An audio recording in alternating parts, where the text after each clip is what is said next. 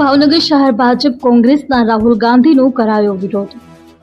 AI summit દરમિયાન કોંગ્રેસીઓ દ્વારા T shirt કાઢી વિરોધ કરવાની ઘટનાને શહેર ભાજપે કડક શબ્દોમાં વખોડી હતી। રાહુલ ગાંધીનું પૂતળું બાળી કોંગ્રેસ હાય હાયના નારા લગાવ્યા હતા। શહેર પ્રમુખે કહ્યું, એઆઈ સમિટ કોઈ ભાજપના કાર્યક્રમમાં ન હતો કે જેનો કોંગ્રેસીઓ વિરોધ કરે। અલગ અલગ દેશના વડા જ્યારે સમિટમાં આવ્યા હોય ત્યારે કોંગ્રેસ દ્વારા નક્કી કરેલું કૃત્ય છે।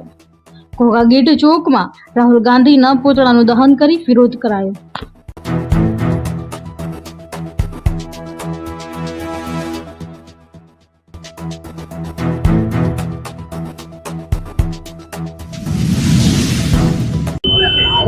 આજે દિલ્હીની અંદર જ્યારે એઆઈ સમિટ આખા વિશ્વમાં અહીંયા આગળ જ્યારે દિલ્હીની અંદર 3 દિવસનો જે કાર્યક્રમ હતો, આ કોંગ્રેસની જે માનસિકતા છે,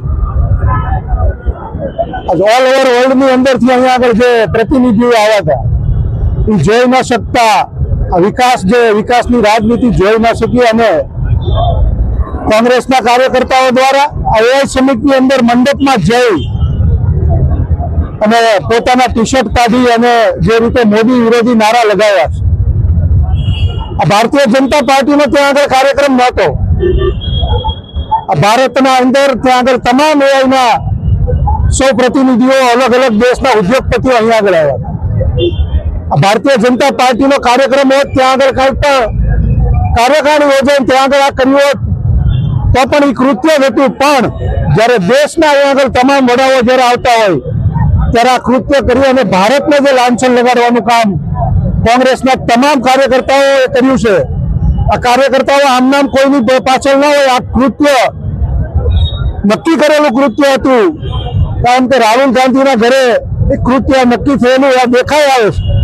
એની અંદર પ્રિયંકા ગાંધી અને સોનિયાજી પણ સામેલ હોય એવું આની અંદર દેખાય છે। ત્યારે આજે ભારતીય જનતા પાર્ટી યુવા મોરચા ભાવનગર શહેર દ્વારા રાહુલ ગાંધીના પુતળાનું દહન અને કોંગ્રેસનું પુતળાનું દહન ઘોઘા ગેટ ચોક ખાતે કરવામાં આવ્યું છે। આ પુતળા દહનની અંદર ભાવનગરના પ્રથમ નાગરિક ભાઈ ભરતભાઈ બારોડ, અમારા ત્રણેય મહામંત્રીશ્રીઓ, યુવા મોરચાના પ્રમુખ મહામંત્રીશ્રીઓ તેમજ સૌ કાર્યકર્તાઓએ જોડે આ પુતળા દહનનો જ કાર્યક્રમ કરવામાં આવ્યો।